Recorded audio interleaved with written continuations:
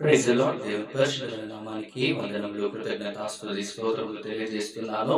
మరి ముఖ్యంగా ఈ దినమును దేవుడు మనకు అనుగ్రహించినందుకు ప్రభు పేరిట ప్రాముఖ్యంగా శుభములు, వందనములు మీ అందరికీ కూడా తెలియజేస్తూ ఉన్నాను. ఈ యొక్క పరిశుద్ధమైన ప్రార్థన దినముగా దేవుడి యొక్క సన్నిధిలో అనగా ఈ యొక్క ఆదివార దినమును దేవుడు మన జీవితంలో పొడిగిస్తూ అనుదినము దేవుడు మనకు నూతనమైన తన కృపను అనుగ్రహిస్తున్నందుకు ప్రార్థన చేసుకుందాం. పరిశుద్ధమైన తండ్రి, నమ్మదగిన దేవానికి వందనాలు ప్రభువా.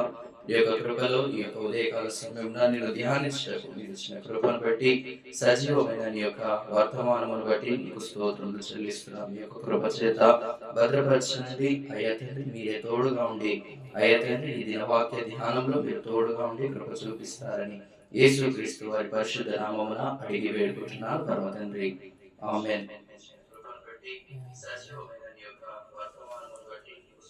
కీర్తనల గ్రంథము 102వ కీర్తన ఈ దినమున మనం జ్ఞాపకం చేసుకుంటూ ఉన్నాం. ఈ 102వ కీర్తనలో మొదటి వచనం తర్వాత ధ్యానిద్దాం. యెహోవా నా ప్రార్థన ఆలకింపుము, నా మొర నీ యొద్దకు చేరనిమ్ము, నా కష్ట దినమున నాకు విముఖుడవై ఉండకుము. ఇక్కడ జ్ఞాపకం చేసుకుంటూ ఉంటే దుఃఖము చేత ప్రాణము సొక్కినవాడు యెహోవా సన్నిధిని పెట్టిన మొర అని ఇక్కడ జ్ఞాపకం చేయబడుతుంది. కాబట్టి మనము దేవుడి యొక్క సన్నిధిలో ఏ విధంగా ఉంటూ ఉన్నాం అనేది ఒక ప్రశ్నగా కనిపిస్తూ ఉంది. తర్వాత ఇది చూస్తూ ఉంటే యెహోవా నా ప్రార్థన ఆలకించుము. ఒక వ్యక్తి బాధపడుతూ దేవుడి సన్నిధిలో వెతుకుతూ ఉన్నట్లుగా ఇక్కడ మనం చూడవచ్చని జ్ఞాపకం చేస్తున్నాం. తర్వాత నా మొర నీ యొద్దకు చేరనిమ్ము. ఎవరి మొర దేవుడి సన్నిధిలో చేరాలి? ఇక్కడ చూస్తూ ఉంటే ఆయన మొర దేవుడిని కలిసి వేస్తున్నట్టుగా ఇక్కడ మనం చూస్తూ ఉన్నాం. ఎందుకంటే ఇక్కడ చాలా అర్థవంతంగా అనగా వారి యొక్క జీవితంలో వారు చేస్తున్న ప్రతి మాట ఇక్కడ రాయబడి ఉన్నది. ఏంటిది అనగా ఇక్కడ మనం చూస్తూ ఉంటే ఇక్కడ మనకు కనిపిస్తుంది యెహోవా నా ప్రార్థన ఆలకింపు.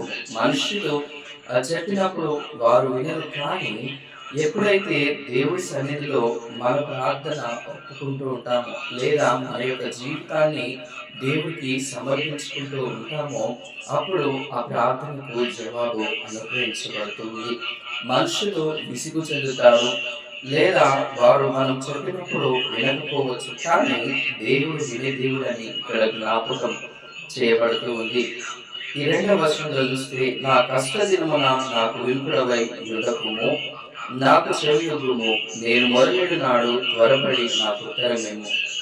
ఇక్కడ జ్ఞాపకం చేయబడ్డట్టుగా నా కష్ట దినమున నాకు విముఖుడవై ఉండకుము. ఈ మాట ఎందుకు నేను జ్ఞాపకం చేస్తున్నాను అంటే, సంతోషముగా ఉన్నప్పుడు చాలా మంది మన జీవితాలలో ఉంటారు, కానీ కష్ట సమయాలలో మనకు తోడుగా ఎవరు కూడా ఉండడానికి ఇష్టపడరు. అదే విధంగా యోగు గారి జీవితంలో కూడా అదే విధంగా జరిగింది. వారు దేవుడి యొక్క సన్నిధిని అనుభవించకమునకు దేవుడి యొక్క సన్నిధిలో ఇక్కడ జ్ఞాపకం చేయబడుతుంది. దేవుడి యొక్క సన్నిధిలో వారు ఎంతగానో సంతోషంగా ఉన్నారు. యోగు గ్రంథము మొదటి అధ్యాయంలో మనకు కనిపిస్తూ ఉంది. ఏంటిది అనంటే యోగు గ్రంథము మొదటి అధ్యాయంలో మనకు స్పష్టంగా కనిపిస్తూ ఉంది. ఏంటిది అనంటే ఆయన యథార్థవంతుడు. దేవుని సన్నిధిలో ఆయనను జ్ఞాపకం చేసుకుంటూ ఉంటే యథార్థత కలిగి దేవుడిని వెలుగు వ్యక్తిగా ఆయన ఉన్నారని ఇక్కడ మనకు తెలియబడుతుంది. ఒకసారి యోగు గ్రంథము మొదటి అధ్యాయంలో చూస్తే, ఊజు దేశమునందు యోగు అను ఒక మనుషుడును. అతడు యథార్థవర్తనుడు, న్యాయవంతుడనై దేవుని యందు భయభక్తులు కలిగి చెడుతనము విసర్జించినవాడు. అతనికి 7 కుమారులను 3 కుమార్తెలను కలిగిరి. అతనికి 7,000 గొర్రెలను, 3,000 ఒంటెలను, 500 జతల ఎడ్లను, 500 ఆడుగాడిదలు కలిగి బహుమంది పనివారును అతనికి ఆస్తిగా నుండెను గనుక తూర్పు దిక్కు జనులందరిలో అతడే గొప్పవాడుగా ఉండెను. ఇక్కడ చూస్తూ ఉంటే ఈ యొక్క వృత్తాంతమును నేను ఎందుకు గుర్తు చేస్తున్నాను అనంటే, నా కష్ట దినమున నాకు విముఖుడవై ఉండకుమని దేవుడిని ఏ విధంగానైతే అడుగుతూ ఉన్నామో, ఇక్కడ ధనము ఉన్నప్పుడు ఇంతమంది ఆయన చుట్టూ ఉన్నారు వీళ్ళారా. కాబట్టి ఆయనతో ఉన్న వ్యక్తులు ప్రతి వారు కూడా దేవుడి సన్నిధిలో కనబడుతూ ఉన్నారు. లేదా దేవుడి సన్నిధిలో మనం చూడగలుగుతూ ఉన్నాం. ఇక్కడ చూస్తూ ఉంటే ప్రతిది కూడా దేవుడి యొక్క కృపను బట్టి, దేవుడి యొక్క సన్నిధిని బట్టి మనకు కనిపిస్తూ ఉన్నారు. ఇక్కడ మనం చూడగలిగితే సంతోష సమయంలో అందరూ కలిసి ఉన్నారు. పెళ్లిలలో కలుస్తారు, బర్త్‌డే ఫంక్షన్స్‌లో కలుస్తారు, ఇంకా గృహప్రవేశ సమయాలలో కలుస్తారు. కానీ కష్ట సమయాలలో ఎక్కడికి కూడా వెళ్ళడానికి ఎవరు ఇష్టపడరు. ఇక్కడ దేవుడిని జ్ఞాపకం చేస్తున్నాడు. దేవుడు కూడా విముఖుడై ఉంటే అని ఇక్కడ జ్ఞాపకం చేయబడుతుంది. దేవుడు కూడా విముఖుడై ఉంటే ఏమైపోతుంది అనంటే మనకు ఆలోచన చెప్పేవారు ఉండరని ఇక్కడ జ్ఞాపకం చేసుకోవచ్చు దేవుని పిల్లారా. కాబట్టి మనలను మనము దేవుడికి ఏ విధంగా దగ్గరగా ఉంటున్నామా లేదా దూరంగా ఉంటున్నామా అని జ్ఞాపకం చేసుకోవాలి. తర్వాత రెండవ భాగం చూస్తే నేను మొరలిడు నాడు నాకు త్వరపడి ఉత్తరమిమ్ము అంటున్నాడు. నేను ప్రార్థించగానే నాకు ఉత్తరమిమ్ము. ఎందుకంటే మనం ప్రార్థించినప్పుడు ఎవరు కూడా మనకు రెస్పాన్స్ గారు. మనుషుల దగ్గరికి వెళ్ళి మనుషులకు మన బాధలు చెప్పుకుంటే వారు ఏదో విధంగా చూస్తూ ఉంటారు, కానీ వారు మనల్ని లక్ష్య పెట్టారు. ఇక్కడ అదే జ్ఞాపకం చేయబడుతుంది. కానీ దేవుడు ఎప్పుడు వెళ్ళినా కూడా మనకు విముఖుడై ఉండకుండా, అనగా ముఖము తిప్పుకునే వ్యక్తిగా ఉండకుండా ఆయన ప్రతి దినము ప్రతి క్షణము మనలను కాచి నడిపిస్తారని ఇక్కడ జ్ఞాపకం చేస్తున్నాం. యోబు గారి జీవితంలో చూస్తే తన ఆస్తి పోయినప్పుడు తన స్నేహితులు, తన భార్య, తన పిల్లలు, తన కుటుంబము మొత్తము ఆయన పొడగొట్టుకున్నప్పుడు ఆ వారి యొక్క స్నేహితులు వచ్చి చెప్పిన మాట లేదా వారి యొక్క భార్య చెప్పిన మాట వింటే చాలా భయంకరంగా అనిపిస్తూ ఉంటది. అసలు ఇట్లా ఉన్నదా అని మనకు అనిపిస్తూ ఉంటది. ఇక్కడ ఆయన యథార్థతను కోల్పోలేదు. ఆయన యథార్థ జీవితము ఆయన యోబు కోల్పోలేదని ఇక్కడ జ్ఞాపకం చేస్తున్నారు. అందుకే నేను మొరలిడు నాడు నాకు త్వరపడి ఉత్తరమిమ్ము అని అంటున్నాడు ఇక్కడ దేవుని ప్రియులారా.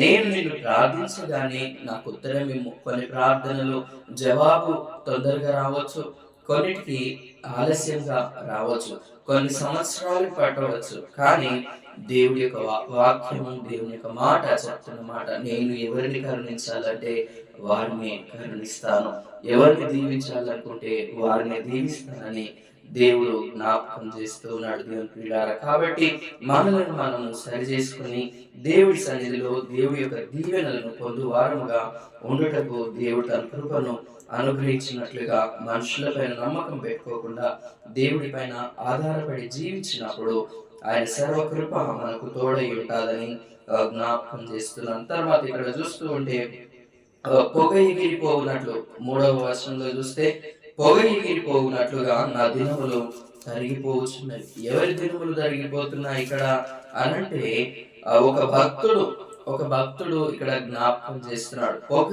ఎగిరిపోవునట్లుగా నా దినములు తరిగిపోవచ్చున్నవి. ఒకసారి జ్ఞాపకం చేసుకుందామా?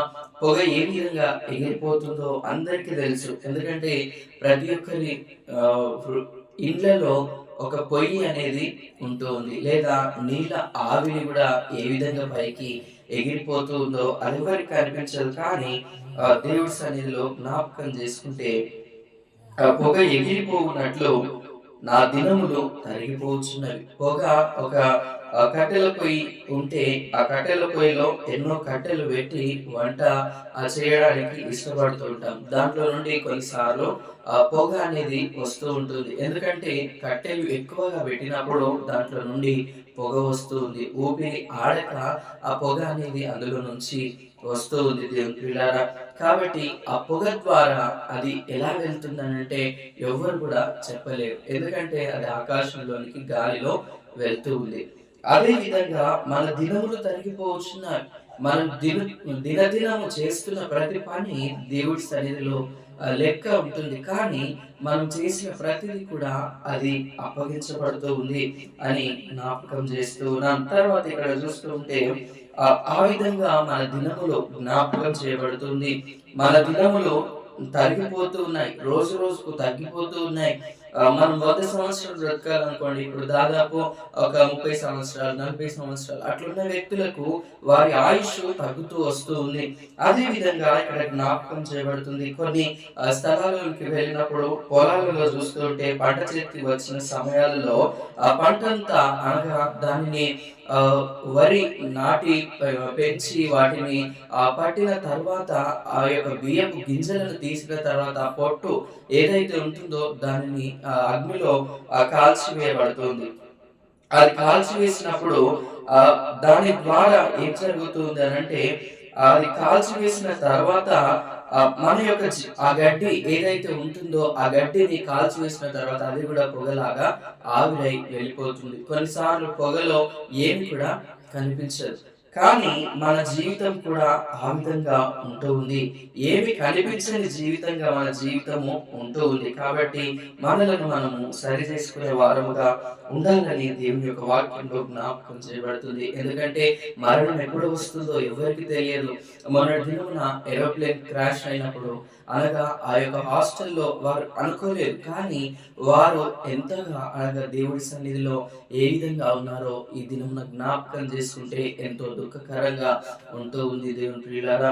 కాబట్టి మన జీవితము పొగవలే ఎప్పుడు ఏమైపోతుందో తెలియదు. పొగకు రూపం ఉండదు, కానీ అది ఎటు వెళ్తుందో కూడా ఎవరికి తెలియదు. అదే విధంగా మన జీవితంలో మన దినములు అనగా మనకు దేవుడు అనుగ్రహించిన దినములు కూడా ఏ విధంగా ఉంటాయో మనకు అసలు తెలియదని జ్ఞాపకం చేస్తున్నాం. ఇక్కడ ఎవరికి తెలియదు. కాబట్టి పొగ ఎగిరిపోనట్లు మన దినములు కరిగిపోతున్నామని ఇక్కడ భక్తుడు జ్ఞాపకం చేస్తున్నాడు. తర్వాత ఇక్కడ చూస్తూ ఉంటే పోయిలోనిది కాలిపోయినట్లు నా ఎముకలు కాలిపోయి ఉన్నవి. ఇక్కడ జ్ఞాపకంలో మనం చూసుకుంటూ ఉంటే ఆ పొగలోన చూడండి, పొగ ఎట్లా పొయ్యిలోనిది కాలిపోయినట్లు నా ఎముకలు కాలిపోతున్నవి. ఎందుకు ఈ పొగలోని కాలిపోతున్నాయి లేదా పొయ్యిలోని కట్టెలు ఏ విధంగానైతే కాలిపోతున్నాయో మన ఎముకలు కూడా ఆ విధంగా కాలిపోతూ ఉన్నాయని జ్ఞాపకం చేయబడుతుంది. మన యొక్క జీవితము ఒక కట్టెల వలె కాలిపోతుంది. అనగా చాలా మంది చెప్తుంటారు కట్టె లాంటిది జీవితం, గడ్డి లాంటిది జీవితం. ఎందుకనంటే దేవుని వాక్యంలో జ్ఞాపకం చేయబడుతుంది అది కట్టె లాంటి జీవితం కాబట్టి అది కాలిపోతుంది దేవుని పిల్లరా. కాబట్టి మనలను మనము సరి చేసుకొని దేవుడి యొక్క కృపలో, ఎందుకంటే మన ఎముకలు కట్టెలాగా కాలిపోతూ ఉన్నాయి లేదా మన ఎముకలు నిత్యము కాలిపోయే స్థితిలో ఉంటూ ఉన్నాయేమో ఒకసారి జ్ఞాపకం చేసుకొని మనలను మనం సరి చేసుకునే వారంగా ఉండాలని జ్ఞాపకం చేస్తున్న 4వ వచనంలో చూస్తే 102వ కీర్తన 4వ వచనంలో ఎండ దెబ్బకు వాడిన గడ్డి వలె నా హృదయము వాడిపోయి ఉన్నది, భోజనం చేయుటకే నేను మరచిపోతున్నాను. చూడండి, ఇక్కడ జ్ఞాపకం చేయబడ్డట్టుగా ఎండ దెబ్బకు వాడిన గడ్డి వలె నా హృదయము వాడిపోతున్నది. హృదయం వాడిపోవడం అన్న చూసారా? ఇక్కడ చూస్తూ ఉంటే హృదయము వాడిపోయిందని భక్తుడు చెప్తున్నాడు. ఎందుకంటే ఎవ్వరు కూడా ధైర్యపరిచిన వారు లేరు లేదా ఎవ్వరు కూడా ఆయనను చూసిన వారు లేరు అని ఇక్కడ జ్ఞాపకం చేసుకున్నప్పుడు వారి హృదయము గడ్డి వలె వాడిపోతుంది. ఎందుకంటే మనము ఒక ఎగ్జాంపుల్ గా చెప్పాలంటే ఇండోర్ ప్లాంట్స్ చాలా ఉంటాయి, అదే విధంగా అవుట్డోర్ ప్లాంట్స్ కూడా ఉంటాయి. కానీ వాటికి నీళ్లు పెట్టకుండా కొన్ని చెట్లు ఉండగలుగుతాయి, కానీ కొన్ని చెట్లు మాత్రం నీరు లేకుండా ఉండలేవు. అదే విధంగా మన జీవితంలో కూడా వాక్యం అనే నీరు లేకపోతే లేదా మన యొక్క జీవితంలో వాక్యం అనే నీరు లేకపోతే మనలను మనము సరి చేసుకోలేని వారమై ఉంటామని జ్ఞాపకం చేయబడుతుంది. నీరు లేకుండా ఎండలో పెడితే ఏ విధంగా వాడిపోతుందో మన విశ్వాస జీవితంలో మన యొక్క జీవితంలో మనము కూడా దేవుని వాక్యం లేకపోతే మనం కూడా అదే విధంగా ఉంటామని జ్ఞాపకం చేసుకుంటూ ఉన్నాం. తర్వాత ఇక్కడ చూస్తూ ఉంటే ఎంత బాధ ఉన్నా కొందరు తినడం మాత్రం మర్చిపోయింది. కానీ ఇక్కడ భక్తుడు చెప్తున్న మాట, నేను భోజనం చేయుటకే నేను మర్చిపోతున్నాను. 4వ వచనంలో చూస్తే భోజనం చేయుటకే నేను మర్చిపోతున్నాను. చూడండి, ఒక దినం జ్ఞాపకం చేసుకుంటూ ఉంటే మనము ఒకటే రోజు జ్ఞాపకం చేసుకున్నట్టుగా కాదు, కానీ మనం ఎప్పుడైనా పసుపు ఉంటే ఆ యొక్క భోజనం చేయడం కూడా మర్చిపోం. కానీ ఇక్కడ బాధ ద్వారా ఆయన మర్చిపోతున్నట్లుగా ఇక్కడ మనం చూడగలుగుతూ ఉన్నాం. తర్వాత ఇక్కడ చూస్తుంటే ఆ భోజనం చేయడం ఎప్పుడు మర్చిపోతాం మనం సహజంగా అంటే సంతోషంగా ఉన్నప్పుడు, లేదా ఏదైనా సంతోషకరమైన వర్తమానం మనకు అందినప్పుడు, లేదా ఇంపార్టెంట్ గా ఏదైనా పని చేస్తూ ఉన్నప్పుడు, ఇంకా ఏదైనా పనిలో మనం శ్రద్ధగా ఉన్నప్పుడు మర్చిపోతూ ఉంటాం.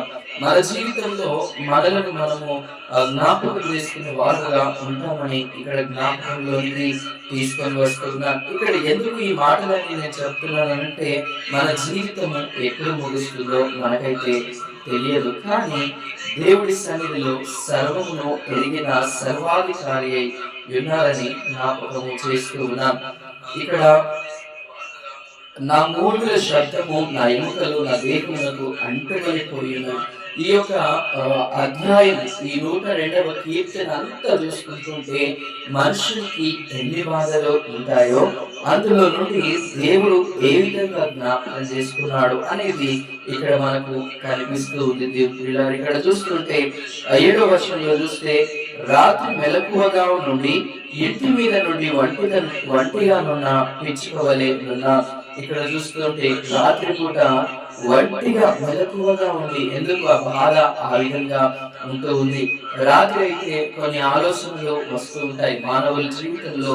ఎందుకంటే ఆ ప్రశాంత సమయం దేవుడితో గడపని వారికి ఆ యొక్క సమయంలో చాలా అనగా ఆ యొక్క ఇంపార్టెంట్ గా అనగా వారి జీవితంలో ఏదైతే ఉంటుందో ఆ విధంగా వారికి బాధ కలుగుతూ ఉందని జ్ఞాపకం చేస్తున్నాను. దినవెల్ల నా శత్రువులు నన్ను నిందించుతున్నారు, నా మీద వెర్రి కోపము గలవారు నా పేరు చెప్పి శపితులు. చూడండి, వారంటే ఇష్టము లేని వ్యక్తులు ఇక్కడ జ్ఞాపకం చేయబడుతుంది. నీ కోపాగ్నిని బట్టి నీ ఆగ్రహమును బట్టి బూడిదను ఆహారముగా భుజించుచున్నా, నా పానీయముతో కన్నీళ్లు కలుసుకొలుచున్నాను, నీవు నన్ను పైకెత్తి పారవేసి ఉన్నావు. ఒక మనుషుని ఆవేదన ఇక్కడ మనకు కనిపిస్తుంది. ఈ దినమున మనము ఇటువంటి పరిస్థితులలో ఉన్నా కూడా దేవుడే సహాయం చేసే వ్యక్తి అని జ్ఞాపకం చేస్తూ ఉన్నాం దేవుడి ద్వారా. కాబట్టి దేవుడి సన్నిధిలో నిత్యము మన ముందుకు దేవుడి తన కృపను అనుగ్రహించినట్లుగా ప్రార్థించుకుందాం. 103వ కీర్తనలో జ్ఞాపకం చేయబడుతుంది, నా ప్రాణమా యెహోవాను సన్నుతించుము, నా అంతరంగమున సమస్తమైన పరిశుద్ధ నామమును సన్నుతించుము. ఇక్కడ జ్ఞాపకం చేసుకుంటే దేవుడు ఏ సమయంలో మనకు ఏది చేసినా ఆయన మన కొరకు మేలు కొరకే చేస్తారని ఇది జ్ఞాపకం చేయబడుతుందని జ్ఞాపకం చేస్తున్నాను. ఎందుకంటే 8వ వచనంలో చూస్తే యెహోవా దయాదాక్షిణ్య పూర్ణుడు, దీర్ఘశాంతుడు, కృపా సమృద్ధి గలవాడు, ఆయన ఎల్లప్పుడూ వ్యాజ్యమాడువాడు కాదు, ఆయన నిత్యము కోపించేవాడు కాదు. దేవుడు మనల్ని మర్చిపోయే దేవుడు కాదని ఈ యొక్క వారం నా జ్ఞాపకం చేస్తున్నాను. ఈ యొక్క సమయం జ్ఞాపకం చేస్తున్నాను. మన దోషులను బట్టి ఆయన మనకు ప్రతిఫలం ఇవ్వలేదు. అంటే మనకు ఏదో మనం దోషం చేశామని ఆయన మనకు శిక్షణ ఇవ్వట్లేదు. కానీ ఆయన మనకు ఆయన యొక్క కృపను అనుగ్రహించుటకే మన ఎడల ఈ విధంగా జరిగిస్తూ ఉన్నారని జ్ఞాపకం చేస్తున్నాను. కాబట్టి చిన్న ప్రార్థన చేసుకొని ఈ దినమున జ్ఞాపకం చేసుకున్న ప్రతి మాటను బట్టి దేవుడు తన కృపను అనుగ్రహించినట్లుగా ప్రార్థించే వారమై ఉన్నాం. ప్రార్థన చేసుకుందాం. సర్వశక్తి మంత్రులైన తండ్రి, సర్వాధికారి అయిన దేవా, ఈ యొక్క ఘనమైన నిత్యమైన పరిశుద్ధ నామానికి వందనాలు ప్రభువా. ఈ దినమంతట్లో మీరు తోడుగా ఉన్నారు, మీరు కృప చూపించి సహాయపడుతున్నారు. అయ్యా తండ్రి, నీ యొక్క మహిమను ఏ విధంగా పొందుకోవాలో మా కష్ట సమయాలలో అయ్యా తండ్రి నిన్ను నీవు మహిమపరుచుకునే విధంగా అయ్యా తండ్రి మమ్మల్ని మేము సరిచేసుకునే వారముగా ఉండటకు కృప చూపించింది. మా జీవితంలో అయ్యా తండ్రి ఆయుష్ అయ్యా తండ్రి పొగవలి తరిగిపోతున్నవి ప్రభువా. అయ్యా తండ్రి నీకు స్తోత్రాలు చెల్లిస్తున్నాం. పొగ ఎగిరిపోయినట్లుగా మా జీవిత దినములో ఎగిరిపోతూ ఉన్నవి ప్రభువా, మీరు జ్ఞాపకం చేసుకోండి. అయ్యా తండ్రి పొగ ఎక్కడికి వెళ్తుందో మాకు తెలియదు, కానీ అయ్యా తండ్రి నీ యొక్క మాటలైతే అయ్యా తండ్రి మా హృదయంలో ఉంటే మేము నీ సన్నిధిలో ఉంటామన్న విశ్వాసం మాకు దయచేయమని ప్రార్థన చేస్తున్నాం. అయ్యా తండ్రి ఇంతవరకు లైవ్ లో అయ్యా తండ్రి విన్న ప్రతి ఒక్క బిడ్డను జ్ఞాపకం చేసుకోండి.